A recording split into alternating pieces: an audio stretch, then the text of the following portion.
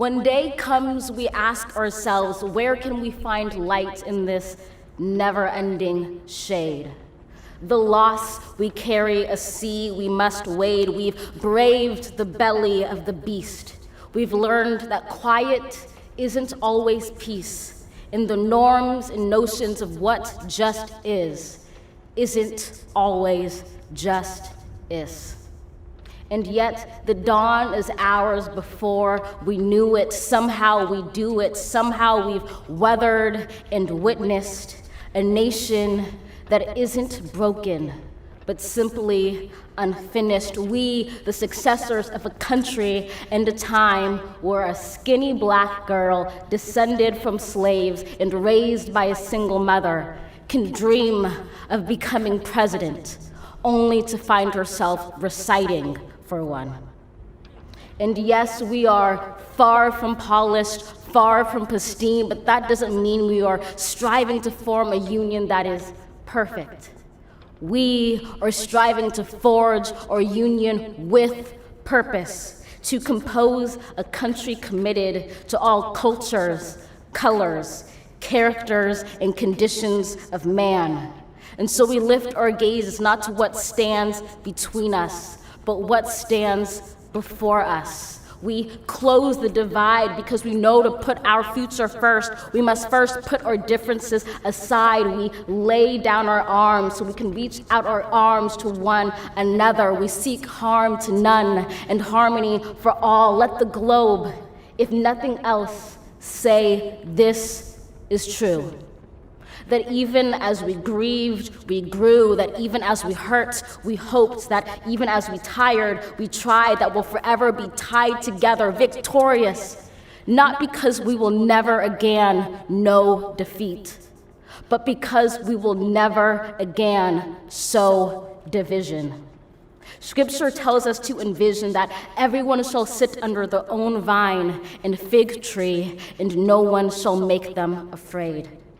If we're to live up to our own time, then victory won't lie in the blade, but in all the bridges we've made. That is the promised glade, the hill we climb, if only we dare it, because being American is more than a pride we inherit. It's the past we step into and how we repair it. We've seen a force that would shatter our nation rather than share it, would destroy our country if it meant delaying democracy. And this effort very nearly succeeded. But while democracy can be periodically delayed, it can never be permanently defeated.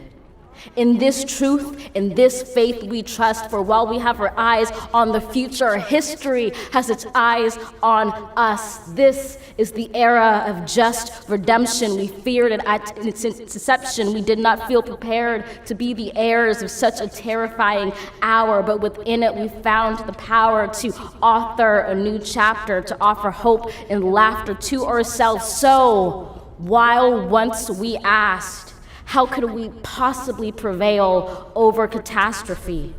Now we assert, how could catastrophe possibly prevail over us? We will not march back to what was, but move to what shall be, a country that is bruised but whole, benevolent but bold, fierce and free.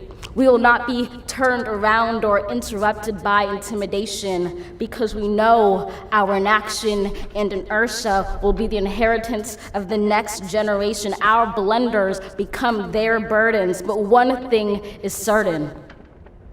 If we merge mercy with might and might with right, then love becomes our legacy and change our children's birthright.